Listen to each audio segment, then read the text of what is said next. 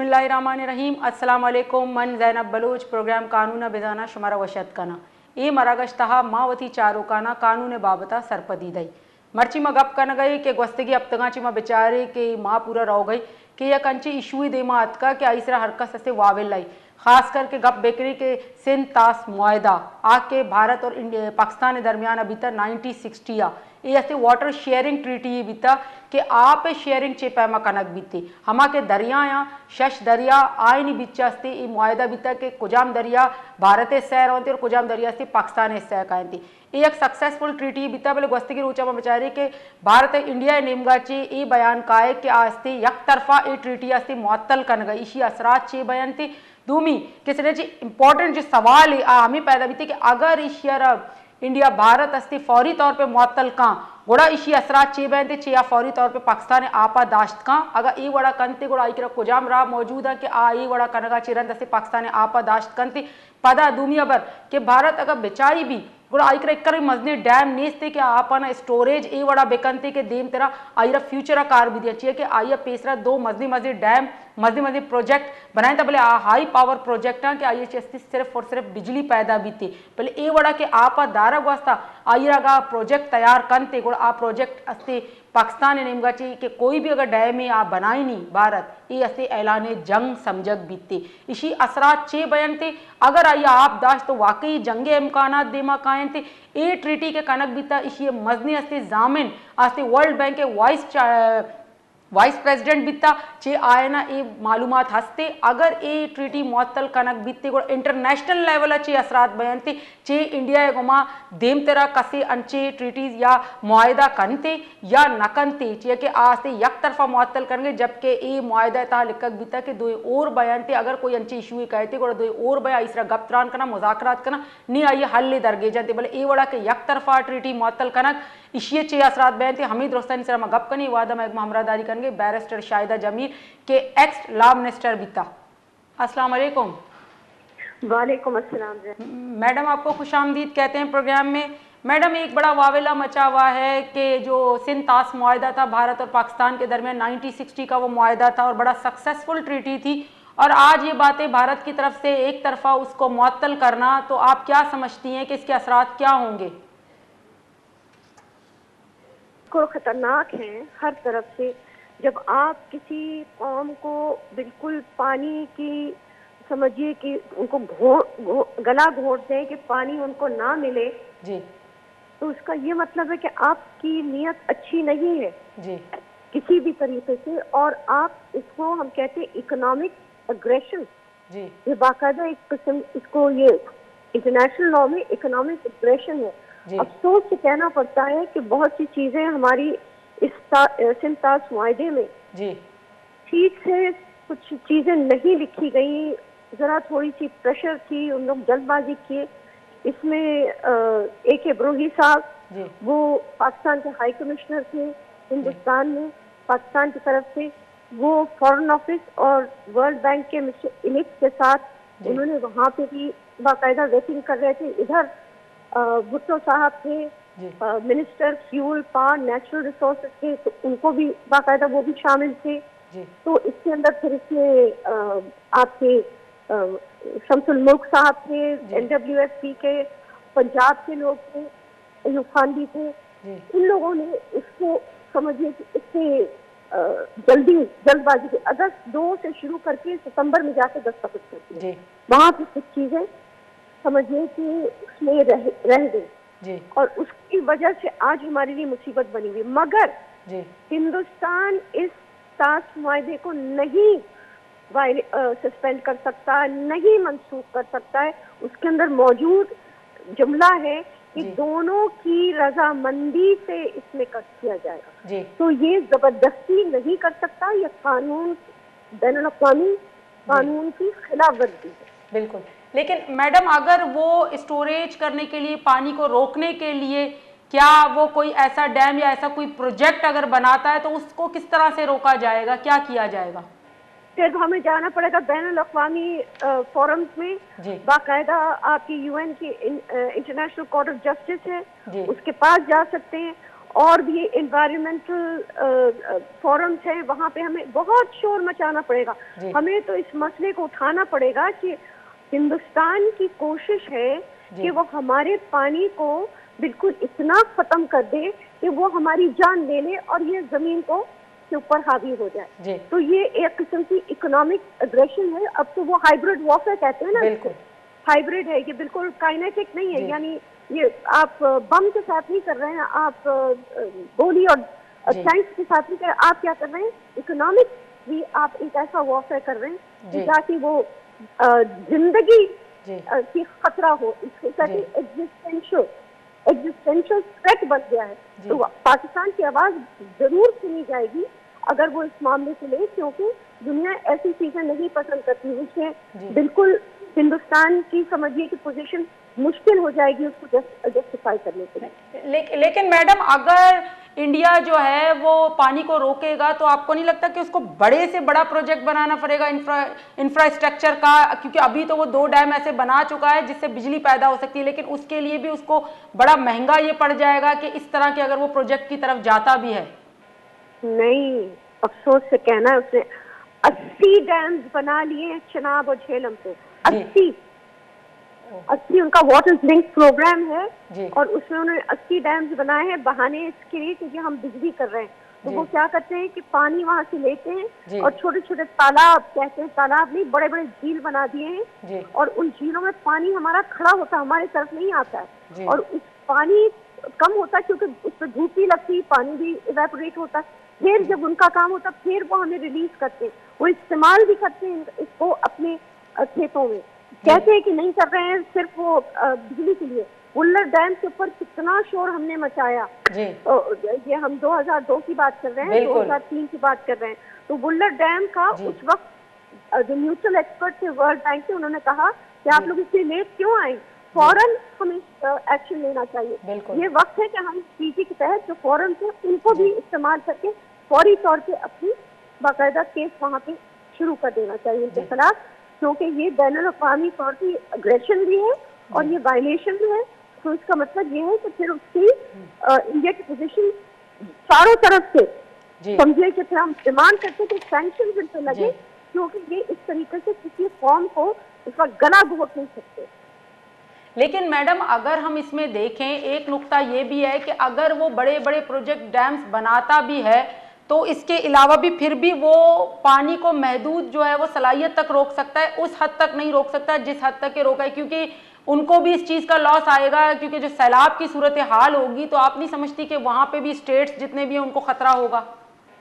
नहीं, उन्होंने एक और चालाकी की है वो है कि इन्होंने एक कनाल बनाया है हरियाणा में जो जाती है इसके सतलुज की तरफ और सतलुज से लिंक करना चाह रहे हैं यमुना को, और वहाँ पे उन्होंने मजहबी नारा लगाया है कि वो सारस्वती दरिया जो खुश्क हो गई थी और जो संगम में आती है जमुना और इसमें कहते हैं गंगा की संगम जो बनती है वो सारस्वती वहाँ पे होती थी, अब नहीं है। तो एक समझिए कि वो रिवायती है, उसमें हम पानी डालेंगे ये सारा पानी उधर जाएगा। एक उन्होंने एक मजहबी बहाना बनाया है, असल में उनमें गंगा की पानी जो है वो हो गई है आलूगी से भर, जिसमें जिस तरह से इस्तेमाल करते हैं इसका नतीजा ये है कि उनको वहाँ पे ताज़ा पानी चाहिए, तो वो यहाँ का पानी लेके वहाँ जाना चाहिए। वो उन्होंने तैयारी की है कि ऐसा निजाम बनाए कि हमारे तरफ पानी नहीं आए। लेकिन जरूर लगेगा, इसीलिए हमारे पास वक्त होना चाहिए। हम इस वक्त को इस्तेमाल करें, इन मामलों को बाहर जाके बैनुल-अक़वामी सतह पे इन मामलों को हमें पेश करना है, लोगों को समझाना है, वरना तो कोई सुनेगा नहीं। लेकिन मैडम, वो इंडस जो ट्रीटी है हमारा सिंतास माहदा, उसमें ये भी था कि वो यूटिलाइज कर सकता है बट उसको जो है स्टोरेज नहीं कर सकता। उसके बाद भी उन्होंने जो है वो झेलम और चनाब पे आप देखें 2 बड़े बड़े डैम्स बना दिए, ये किशन गंगा डैम बना दिया, बघेला डैम बना दिया, और इसके अलावा ये बहुत बड़े प्रोजेक्ट हैं जिसके लिए उन्होंने कहा कि बिजली पैदा करने के लिए बना दिए। तो उस वक्त अगर हम चले जाते, आप नहीं समझते कि उस वक्त कुछ हो सकता था? बताइए, मुशर्रफ साहब के जमाने में हम लोग गए हैं वुल्लर डैम का शोर मचाने में, तो यही बात की न्यूट्रल एक्सपर्ट ने कि आप ऑलरेडी 25 मीटिंग्स हो चुकी हैं। आपके जमात अली शाह साहब ने जो हमारे वाटर कमिश्नर थे पाकिस्तान, उन्होंने आवाज ही नहीं उठाई, पता नहीं क्या हुआ। और इस दौरान हमारी सियासी गवर्नमेंट थी, मैडम बेनजीर की गवर्नमेंट 2 दफा आई, उसके अलावा नवाज शरीफ की गवर्नमेंट 2 दफा आई, इतने सारे आपके कहते किसी ने आवाज नहीं उठाया। हम लोग जब बने हम मिनिस्टर, तो हमने ये चीज उठाई कि खुदा न खास्ता ऐसा ना हो कि हमारे लिए ये इस्तेसाल कायम हो जाए, तो हमें फौरी तौर पर इससे कोई ना कोई रद्द अमल देना है। तो उस पर फिर मुशर्रफ साहब ने एग्री किया और बाकायदा ये केस फाइल हुई 2003 या 4 के दरमियान। ये केस फाइनली हमने वहां जाके शोर बचाया और उसके ऊपर फिर उनकी जो फॉन्डेज थी, फॉन्डेज का मतलब जितना पानी वो रख सकते उससे थोड़ा कम किया, मगर न्यूट्रल एक्सपर्ट ने कहा कि आप इतनी देर में आए तो ये तो इन्होंने 3/4 अपनी डैम बना ली है, तो इसका मतलब है कि हमें फौरन जाना चाहिए, तब फौरी तौर पर इस पर रद्द अमल आएगा।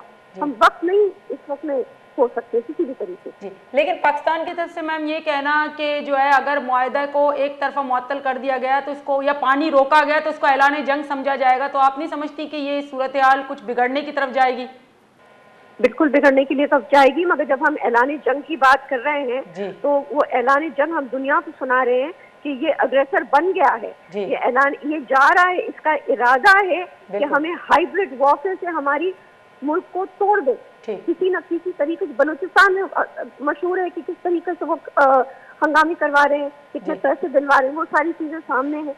इसके अलावा पूरे मुल्क में जगह जगह उन्होंने कोशिश की है कि खलफशार पैदा हो, ये सारी सबूत तो मौजूद है, वो दिखा सकते हैं। मगर सबसे बड़ी चीज है कि अगर उसने कुछ साख्ता तौर पे किया तो सारी दुनिया के सामने वो बात आ गई कि इसने ये हरकत क्या की है। उसमें जिस तरीके से हम अपनी पोजीशन और अपनी केस को बाहर लेके जाएंगे जगह जगह, सिर्फ ये नहीं कि सिर्फ यूनाइटेड नेशंस, हमें हर इंटरनेशनल फोरम में इसको आवाज उठानी पड़ेगा, हर जगह। लेकिन मैडम जब ये ट्रीटी हुई थी उस वक्त जो है वो वर्ल्ड बैंक के वाइस प्रेसिडेंट जो थे वो इसके जामिन थे, तो आप नहीं समझते कि उनको भी अपना रोल प्ले करना चाहिए इसमें? मैं तो कह रही हूँ आपको, उसके अंदर ट्रीटी के अंदर वो मुआहदे के अंदर उसका तरीका मौजूद है, उसको न्यूट्रल एक्सपर्ट कहते हैं, वो शिक को इस्तेमाल, मगर सिर्फ वो नहीं, मेरा मतलब है कि उसको भी इस्तेमाल करें और बाकी फोरम्स में भी जाएं। एक जगह क्यों? क्योंकि हमारी जिंदगी और मौत का सवाल है। बिल्कुल, जहाँ जिंदगी और मौत का सवाल आता है दुनिया उसको फौरन चौंक के सुनती है। हम इसके जरिए से एक इंडिया के ब्रिगेडियर नायक थे, वो कहते थे कि इसको नट क्रैकर स्ट्रेटेजी, कि हम ऐसा पानी इसका रोकेंगे कि आहिस्ता आहिस्ता ये आपस में टूट जाए, पाकिस्तान कितने भी टुकड़े हो जाए हमें परवाह नहीं। तो ये जब अंदाज ऐसा होगा तो हमें तो जाहिर है कि इसकी बात उठानी पड़ेगी। जी, लेकिन मैडम अगर हम जब तक इंटरनेशनल कोर्ट में जाते हैं और अपनी बात को रखते हैं, उस वक्त अगर हालात मजीद बिगड़ गए या पानी को किसी तरीके से रोक लिया गया या कुछ ऐसे मसाइल आए, तो उसका फौरी तौर पे हल क्या है? क्या इंटरनेशनल कोर्ट जो है वो स्टे करवा सकती है या क्या ऐसा इकदाम करेगी कि जिसकी वजह से इस मसले को जब तक कि ये ट्रायल में तब तक ये रुका रहे? ये मामला जो है तो इसके ऊपर प्रेशर लाना पड़ेगा। वो प्रेशर सिर्फ आ सकता है मेजर पावर्स के जरिए से। अगर आप यहाँ वाशिंगटन में ये इशू उठाएंगे तो वहाँ सुनी जाएगी। अब तरीका क्या है, किस तरह से उठाएंगे, किस नौयत से उठाएंगे, क्या बोलेंगे, किस तरीके से केस पेश करेंगे, इसके ऊपर हर चीज मुयस्सर करें। इसी तरह से मसलन चीन हमारे साथ खड़ा हुआ है, बेशक वो हमारे साथ खड़ा रहे, लेकिन और उसका फर्क पड़ता है हमारे लिए और बहुत फर्क पड़ा है। लेकिन इस वक्त आपको यूरोपियन यूनियन और आपको वाशिंगटन की मदद की जरूरत है इस मामले में, क्योंकि उनका ताल्लुक हिंदुस्तान से काफी है। लिहाजा हमें वहां जाके बाकायदा अपना लोहा मनवाना पड़ेगा, हमारी केस को दिखाना पड़ेगा, उनको समझाना पड़ेगा, उनको दिखाना पड़ेगा और हकीकतन चीजें दिखानी। ये नहीं कि हम सिर्फ कहानियां सुनाएं, लेकिन बाकायदगी से इनकी जो फीचर्स आई है, इनकी जो सोच है, इनके जो इरादे हैं, इनके जो बाकायदा थियरी शोशे छोड़ रहे हैं, उन सबको मिला के दिखाने के लिए नियत इनकी है क्या। और उसके ऊपर फौरी तौर से आप देखिएगा यूनाइटेड नेशंस के अलावा आपकी वाशिंगटन में भी आवाज जरूर सुनाई देगी, मगर इसमें यह है कि हमें भी अपने तौर पर संभल के चलना है। मैडम लास्ट सवाल है कि चनाब और झेलम पे तो वो बना रहे हैं कि वो वहीं से आ रहे हैं, लेकिन हमारा जो इंडस जो रिवर है उसकी तो कहीं से लिंक जुड़ती नहीं है इस हद तक कि, और चाइना की तरफ से भी ये कहना है कि इंडिया जो है वो पानी किसी भी हालत में नहीं रोक सकता, तो आप इस पे क्या कहेंगी? बात सही कहा चाइना ने, बिल्कुल सही कहा उन्होंने कि नहीं रोक सकता। इसी तरह से मैं आपसे जो कह रही हूँ, आपने कहा कि लिंक कर रहे हैं, इन्होंने ऑलरेडी जो झेलम है उसको लिंक किया है। अच्छा। आपको पता है कि उनकी पूरी एक नहर ट्रिब्यूटरी उसको कहते हैं लेह, लेह की जो है उसके बाद लद्दाख में आती है, वहां से भी पानी आता है हमारा। तो नतीजा कोशिश इसीलिए तो कश्मीर पे कब्जा करना चाह रहे हैं, इसी ये इरादा चाहते हैं हमारी गला घोट के पानी से, पानी की किल्लत से। बिल्कुल हम प्यासे मर जाएं। जी बिल्कुल। और जब हम बात ये करेंगे कि जब गला घोटा जा रहा है, हमें प्यासा बनाया जा रहा है, तो फिर तो बिस्मिल्लाह, फिर तो इंसान अपनी जान बचाने के लिए हर चीज कर सकता है, फिर वो जवाब पैदा होता है। लेकिन वो अभी तक नहीं हो सकता क्योंकि हमने अपना केस सही मानों में अभी तक पेश नहीं किया बैनुल अक़वामी तौर पर। उनको भी वक्त लगेगा डैम बनाने के लिए, कम से कम 1-1.5 साल। तो हमारे पास 1-1.5 साल है कि हम जाके शोध को मचाएं। जी बिल्कुल तो लगेगी, हम मांगे कि इनके ऊपर सैंक्शन लगाओ। फिर आप देखिएगा कि आहिस्ता आहिस्ता जैसे जैसे लोग मानूस होंगे और समझेंगे कि हमारा मसला क्या है, फिर वो बार उठेगा।